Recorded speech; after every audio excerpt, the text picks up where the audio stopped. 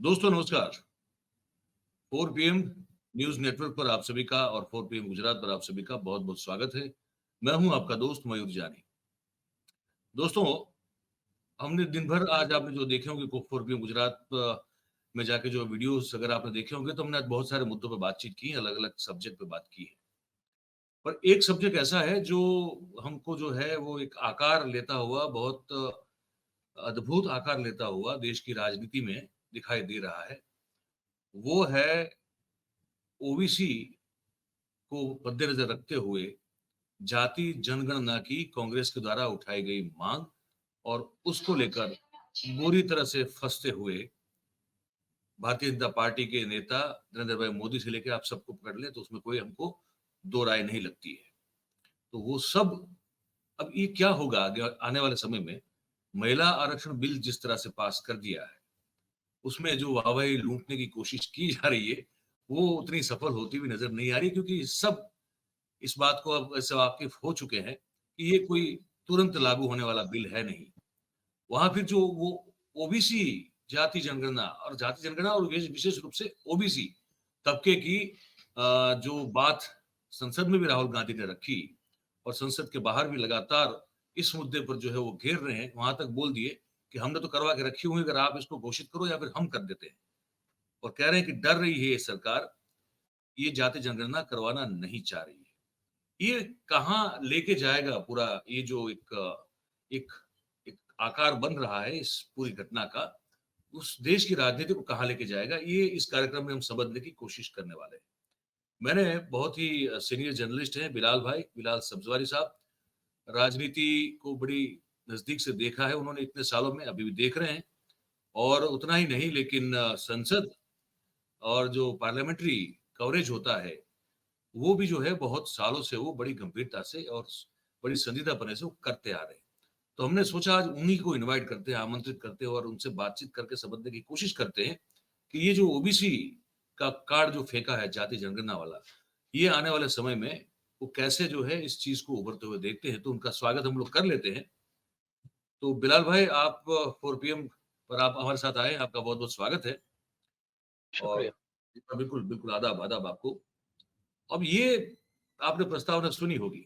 मैं उसमें अब ज़्यादा क्योंकि आपने सुना है तो मैं ज़्यादा उसमें और नहीं बोलूँगा लेकिन ये बताइए कि ये जो एक गेंद फेंक दी है, जाति जनगणना और ओबीसी वाली, इसको कैसे आप आगे जाके जो है निखरता हुआ इस पूरे मुद्दे को देख रहे हैं? अब देखिए मयूर जी, ये जो जातीय जनगणना और ओबीसी का मामला है, इसके थोड़ा-सा हम परिप्रेक्ष्य में अगर आप हम इसको समझें तो इस मौजूदा परिस्थितियों को समझने में हमें और हमारे दर्शकों को थोड़ा-सा उनको क्लैरिटी भी मिलेगी और उनको सुविधा होगी। दरअसल अगर हम 80 और 90 के दशक की जब बात करें तो उस समय भारतीय जनता पार्टी और ख़ास तौर से संघ के जो थिंकर्स हैं, उनके सामने जब बाबरी मस्जिद की शहादत के बाद और मंडल आयोग की कमीशन विश्वनाथ प्रताप सिंह द्वारा लागू किए जाने के बाद, एक समस्या उनके सामने ये खड़ी हुई, तो उनको ये लगा कि अब हम अपने राजनीति में स्टेक को ख़ास तौर से नेशनल प्रोस्पेक्ट्स में किस तरह से बढ़ाएँ। कांग्रेस को वो नेशनल पॉलिटिक्स में बार-बार हटाने की कोशिश कर रहे थे, तो वो समय-समय पर सहयोगी दलों का सहारा लेते थे। लेकिन भारतीय जनता पार्टी अपना एक नेशनल प्लैंक चाहती थी और राष्ट्रीय स्तर पर अपनी एक ऐसी छवि चाहती थी ताकि वो देश पर रूल कर सके। विश्वनाथ प्रताप सिंह ने जब ये मंडल कमीशन की रिकमेंडेशंस को लागू किया, तो उस समय के बाद भारतीय राजनीति दो धड़ों में बँट गई। एक तरफ तो मंडल के पक्षधर लोग थे और एक तरफ मंडल विरोधी लोग थे। ये एक ऐसा टर्निंग पॉइंट था भारतीय राजनीति में जो भारतीय राजनीति के भविष्य की रूपरेखाएँ, भविष्य के चित्रण और अ, भविष्य का जो एक रोड मैप है राजनीति का, उसकी बुनियादें रख रहा था। विश्वनाथ प्रताप सिंह ने यकीनन मंडल को लागू कर दिया, लेकिन उस समय जो एक अपर कास्ट ख़ास तौर से जो एक गौण अवस्था में विश्वास करने वाले लोग हैं, उन्होंने ये सोचा कि देश की राजनीति में अगर पिछड़ों के हाथ में चली गई, तो फिर हमारा जो राजनीति में जो स्टेक है, जो हम भारत को लेके जो कल्पना करते हैं, जिस तरह से हम भारत का दृष्टिकोण लेके रखते हैं, वो कमज़ोर पड़ जाएगा, क्योंकि पिछड़े जनसंख्या के एतबार से इस देश में ज़्यादा है। तो उन्होंने इसके विरुद्ध एक कमंडल की राजनीति शुरू करनी चाहिए, और उस कमंडल की राजनीति के अंदर जो सांप्रदायिकता थी, उसको मंडल के विरुद्ध लाके खड़ा किया। इस तरह से भारतीय राजनीति 2 धड़ों में डिवाइड हुई और बाइपोलर पॉलिटिक्स का हिस्सा। कंसेप्ट के लेवल पर ये राजनीति 2 राजनीतिक पार्टियों में बटी, भारतीय जनता पार्टी और कांग्रेस के बीच में बँट गई। तो ये यही एक तरह एक उस समय का एक डिज़ाइन था बाइपोलर पॉलिटिक्स का भी। जो 2 धड़ों का हम बात करें, वो बाइपोलर पॉलिटिक्स का भी डिज़ाइन था। लेकिन इस समय भारतीय जनता पार्टी और उसके जो चिंतक हैं या उसके जो स्ट्रैटेजी मेकर्स हैं, वो ये भी भाँप रहे थे कि हमें सत्ता में प्राप्त करने के लिए सिर्फ़ सांप्रदायिक विचारधारा या राष्ट्रवाद की बात या राष्ट्रीय मुद्दों के साथ सिर्फ़ बात नहीं चलेगी, हमें वोट बैंक को भी जोड़ना पड़ेगा। तो ये वो दशक था जब भारतीय जनता पार्टी ने पिछड़ों को अपने से जोड़ा, उनके नेताओं को अपने से जोड़ा, जिसमें कल्याण सिंह भी थे, शिवराज सिंह चौहान भी, उमा भारती भी, विनय कटियार भी थे, और मौजूदा समय में रमेश बिधूड़ी भी उसी पृष्ठभूमि से, उसी अ, जातियों से आते हैं जो ओबीसी वर्ग को से ताल्लुक़ रखती है। वो इसलिए भी भारतीय जनता पार्टी ने जोड़ा क्योंकि उन्हें पता था कि ओबीसियों की जो आबादी है इस देश के अंदर लगभग 45 और 50% के अनुपात के बीच में है।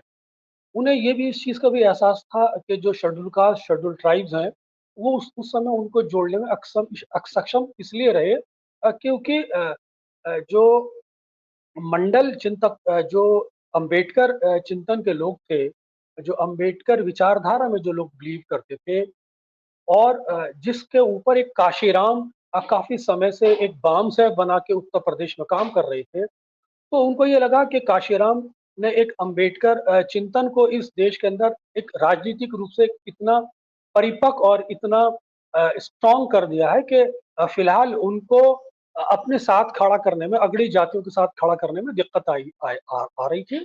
उस समय इन लोगों ने ओबीसी पर वर्क करना शुरू किया और इनके नेताओं को अपने फोल्ड में लाके इनका हिंदुआइजेशन करके इनको सांप्रदायिक पृष्ठभूमि से जोड़ा ताकि इनकी जात का सांप्रदायिकरण किया जा सके, जी, और बिल्कुल। जब चुनाव हो तो राष्ट्रीय स्तर पर उस ध्रुवीकरण के माध्यम से इनका वोट बैंक लिया जा सके, और उसमें भारतीय जनता पार्टी कामयाब भी हुई। लेकिन उसके बाद एक समाज के अंदर एक ये चिंतन पैदा हुआ कि भारतीय जनता पार्टी ओबीसी वोटों को अपने साथ जोड़ती तो है, लेकिन जो ओबीसी वोटों की जो समस्याएँ हैं, जो ओबीसी वर्ग की जो समस्याएँ हैं, उसका जो चिंतन है, उसका जो विमर्श है, उसकी जो ज़रूरत है सत्ता में भागीदारी की, ख़ास तौर से आरक्षण के परिप्रेक्ष्य में जो बात कर रहा हूँ, उस पर समय-समय पर मुखर नहीं है, बल्कि अपना किनारा काटती हुई नज़र आई है। और ये दबाव समाज के अंदर से काफी समय से बनने लगा था। ओबीसी विचारक समाज के अंदर जाने लगे थे और ये देश के अंदर ये संदेश देने लगे थे कि भारतीय जनता पार्टी हमारा वोट तो ले लेती है, लेकिन जब आरक्षण की बात आती है तो हमें ठेंगा दिखा देती है। तो ये बात ओबीसी विचारकों ने अपने अपने प्लेटफॉर्म के माध्यम से, सोशल मीडिया के माध्यम से, व्यक्तिगत रूप से लोगों को जाके कम्युनिकेट करनी शुरू करी। उत्तर प्रदेश की भूमि में मुलायम सिंह यादव काफ़ी समय से ओबीसी की बागडोर सँभाले हुए थे, और बिहार के अंदर ये प्रतिनिधित्व लालू यादव कर रहे थे। तो ये 2 ऐसे राज्य हैं जो ओबीसी और के परिप्रेक्ष्य में काफ़ी महत्वपूर्ण माने जाते हैं, ख़ास तौर से मध्य प्रदेश में। लेकिन वहाँ पर शिवराज सिंह चौहान के माध्यम से भारतीय जनता पार्टी ओबीसी वर्ग को अपने से के साथ जोड़े रखी। आज जब परिस्थितियाँ बदली हैं और बदलते स्वरूप के अंदर जो राजस्थान के अंदर एक चिंतन शिविर हुआ कांग्रेस का, उसमें कांग्रेस ने इस दूरगामी राजनीति के रहस्य को जानने की कोशिश की और समझने की भी कोशिश की। और उसके अंदर ये तय किया गया कि हम अब इस ध्रुवीकरण की राजनीति को, सांप्रदायिककरण की राजनीति को, जिससे हम समय-समय पर विफल भी होते हैं, मुद्दों को हम बहुत मजबूती से उठाते हैं, लेकिन जिस तरह से समाज का सांप्रदायिकरण कर दिया जाता है, उसकी काट हमारे पास नहीं है। तो हमें अपने फ़ोल्ड के अंदर समाज के अधिक बड़े वर्ग को लाना पड़ेगा, इसलिए इस चिंतन विमर्श के बाद उन्होंने एसटी, एससी, ओबीसी, माइनॉरिटीज को संगठन स्तर पर कांग्रेस के अंदर 50% भागीदारी का संकल्प लेते हुए अपने मैनिफेस्टो में उसे शामिल किया। ये वो टर्निंग पॉइंट था जो उस समय तो ये महसूस नहीं किया गया कि कांग्रेस की आगामी रणनीति क्या होगी या लॉन्ग टर्म रणनीति क्या होगी। परिस्थितियां जिस तरह से बार बार बदल रही थी और प्रधानमंत्री नरेंद्र मोदी को हटाने का जो दबाव था, उससे कांग्रेस काफी असहज अपने आप को महसूस कर रही थी। उसको ऐसा एक परिस्थितियां उसके साथ नहीं दे रही थी। लेकिन जिस तरह से इन्हीं राजनीतिक पार्टियों पर जो प्रधानमंत्री मोदी ने जिस तरह से एजेंसियों का इस्तेमाल किया, वो उसकी अतिवादिता ने राजनीति के जो धुरंधर हैं, उनको एकजुट करने पर मजबूर किया और इसकी कमान नीतीश जी ने खुद संभाली और वो इसके पायनियर बने। और उन्होंने इंडिया गठबंधन की एक रूपरेखा तैयार करी। उन्होंने सोनिया गांधी से मिलने शुरू किया। हालाँकि प्रारंभ में तो उन्होंने एक मैसेजिंग की, लेकिन अंत में आके उनके डायलॉग फाइनली कांग्रेस पार्टी से एस्टेब्लिश हुए, इनकी ट्यूनिंग हुई और उन्होंने इंडिया गठबंधन को एक आर्किटेक्ट के रूप में एक संगठित किया। और जो सबसे पहली मीटिंग हुई, उसके अंदर राहुल गांधी ने, मल्लिकार्जुन खड़गे ने सहमति के साथ जातीय जनगणना की जो वकालत थी, जातीय जनगणना का जो कमिटमेंट था और जातीय जनगणना के प्रति जो अपनी स्पष्टता थी, उसको एक्सेप्ट करते हुए इंडिया के कॉमन मिनिमम प्रोग्राम में शामिल कर लिया। ये वो टर्निंग पॉइंट था जहां से चीजें बदली बदली जानी थी। और लेटेस्ट जब प्रधानमंत्री नरेंद्र मोदी समय समय पर बहुत सारे देश के अंदर मुद्दे लाने की कोशिश की, चाहे उन्होंने समान नागरिक संहिता की बात की हो, चाहे वन नेशन वन इलेक्शन की बात की हो, या उन्होंने कॉमन सिविल कोड की बात की हो, इन सब या जातीय जनसंख्या नियंत्रण की बात की हो, इन सभी परिप्रेक्ष्य के अंदर जब उन्होंने समाज की पल्स तलाशने की कोशिश की, तो वो ये समझ नहीं पा रहे थे कि हम एंटी एंटी इनकम्बेंसी को अपने किस तरह से डिफ्यूज करें। तो उन्होंने एक स्पेशल सेशन बुलाया और उन्होंने महिला आरक्षण के माध्यम से 10 दिन के सेशन के अंदर एक ऐसा देश के सामने एक बिल रखा और जो फाइनली एक रूप लिया। उसमें महिलाओं को 50% आरक्षण देने की बात करी। लेकिन भारतीय जनता पार्टी से ये गलती ये हुई कि उन्होंने महिलाओं के ओबीसी आरक्षण को उससे बाहर कर दिया। क्योंकि महिलाओं के ओबीसी आरक्षण के बाद कांग्रेस का बेबी था। कांग्रेस समय-समय पर इसको उठाती आई थी और समय-समय पर लालू प्रसाद यादव और मुलायम सिंह यादव और अ, रामविलास पासवान जैसे, करुणानिधि जैसे लोग इसके अंदर जातीय कोटे की मांग कर रहे थे। तो उस समय तो परिस्थितियों के चलते चल गया, लेकिन इस समय क्योंकि इंडिया गठबंधन यूनाइट हो चुका था, परिस्थितियां बदल चुकी थी, राहुल गांधी ओबीसी जनगणना को प्लैंक पर ले चुके थे, तो ये भारतीय जनता पार्टी के लिए बैकफायर कर दिया। यहीं से राहुल गांधी इस मुद्दे को ले उठे और आज उनकी बंदूक के अंदर गोलियां हैं और मोदी जी की बंदूक ओबीसी के मुद्दे पर खाली हो चुकी है। जो उनकी रीढ़ की हड्डी थी, जो नीतिगत रूप से उन्होंने एक पूरी व्यवस्था को एक कॉम्युनलाइज किया था इस जातीय वोट बैंक को, आज उनके लिए एक जी का जंजाल बन गया। ये इसका प्रश्न है। अच्छा, ये बताइए बिलाल भाई कि आप को क्या लगता है, आपकी क्या सोच है इस चीज़ को लेकर कि अब जबकि चुनाव तो होने हैं, अब कोई कह रहा है जल्दी होगा, कोई कह रहा है टाइम पे होगा, कोई ये भी कह रहा है कि नहीं हो सकता है थोड़ा डिले करवाया जाए। वो ख़ैर जब भी हो लेकिन होंगे तो सही, ये मान के चलते हैं हम लोग, ठीक है? कि चुनाव तो होंगे। अब उस चुनाव होने तक में ये जो स्थिति विशेष रूप से ओबीसी महिला आरक्षण की बात और फिर वो जाति जनगणना भी एक बहुत बड़ा मुद्दा बना हुआ है। अब वो अभी तो लग रहा है कि वो वहाँ कांग्रेस जो है इस सब चीज़ों को लेकर हावी है। आप कैसे देखते हैं क्योंकि देखिए मुद्दों से भागने में, मुद्दों से बचने में, मुद्दे को पलटा देने में भारतीय जनता पार्टी बहुत माहिर पार्टी है, ठीक है? वो अचानक जो है वो जैसे वो जादूगर नहीं होता है वो हैट में से टोपी में से कबूतर निकाल के लोगों को अचानक अचंभित कर देता है। ये उस तरह के हथकंडे लोग आज़माते हैं ये लोग। क्या लगता है कि इन मुद्दों से पीछा छुड़ा पाएँगे भारतीय जनता पार्टी या ये मुद्दे घेर लेंगे चुनाव आते-आते पूरी तरह से? देखिए इस वक्त मयूर साहब बहुत ही टग वॉर वाली स्थिति है। दोनों बड़ी राष्ट्रीय पार्टी बड़े फूँक-फूँक के कदम रख रही है। राहुल गांधी जातीय जनगणना पर निरंतर एक दबाव बना रहे हैं और निरंतर भारतीय जनता पार्टी की घेराबंदी कर रहे हैं। और यकीनन उनके जो घटक दल हैं वो तो समय-समय पर अपने राज्यों पे इस विषय पर बोलते ही आए। लेकिन जिस तरह से राहुल गांधी ने इस मुद्दे पर भारतीय जनता पार्टी को बैक फुट पर धकेला है, तो इसका रिवर्स जो रिएक्शन मैं मानता हूँ व्यक्तिगत रूप से वो सांप्रदायिकता ही हो सकता है, जो भारतीय जनता पार्टी की एक नीति रही है। उसका एक छोटा-सा मैं उदाहरण आपके सामने रखना चाहता हूँ, जिससे भारतीय जनता पार्टी की सांप्रदायिक नीति की जो डोर का जो सिरा है उसको उसे पकड़ने में हमें मदद मिलेगी।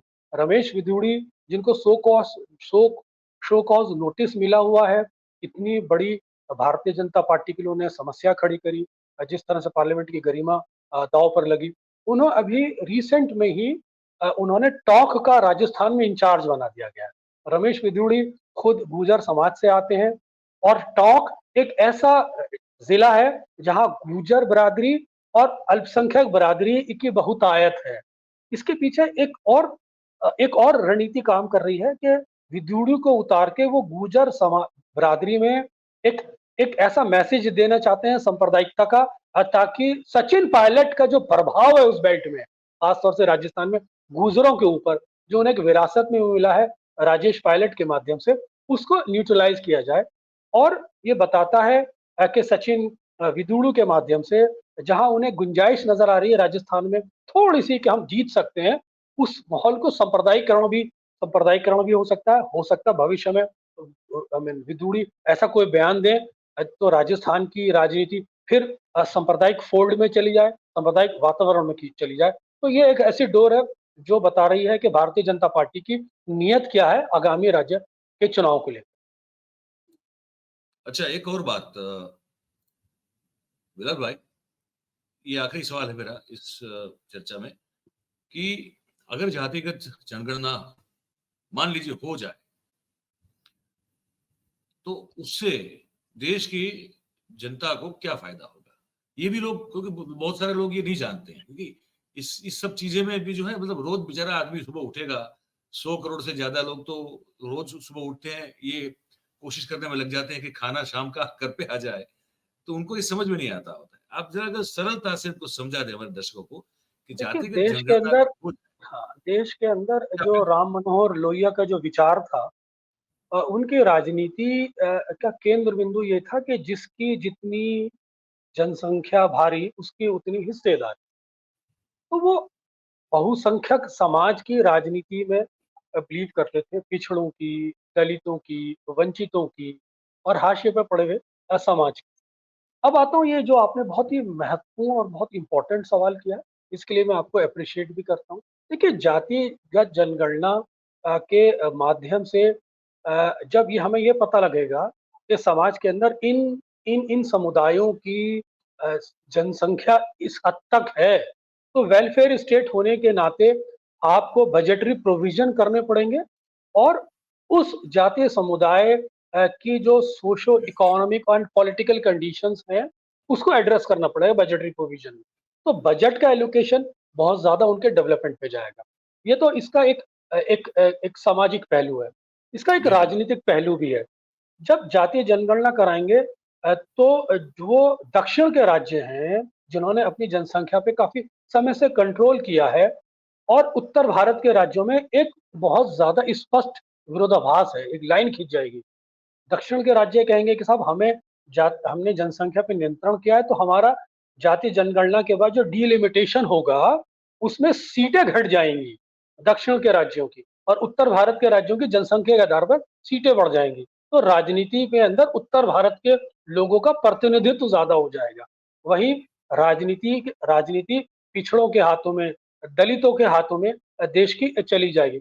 और सबसे बड़ा जो ड्रॉबैक ये है, जिसको मेरा ख़्याल है अभी तक देश के टेलीविज़न चैनल पर नहीं बोला गया है और मैं बहुत ही ज़िम्मेदारी के साथ आपको बोलना चाह रहा हूँ कि जातिगत गणना होने के बाद देश की राजनीति वर्टिकल अल्पसंख्यक हिंदू बनाम बहुसंख्यक हिंदू में विभाजित हो जाएगी। ये समझना दर्शकों के लिए बहुत जरूरी था। मैंने कहा कि क्यों इस पर बात सब करते हैं, जाति जनगणना होनी चाहिए, पर जैसे क्या क्या उसके होने के बाद अगर वो होती है तो उसके बाद क्या क्या हो सकता है, ये समझना भी बहुत बहुत जरूरी है।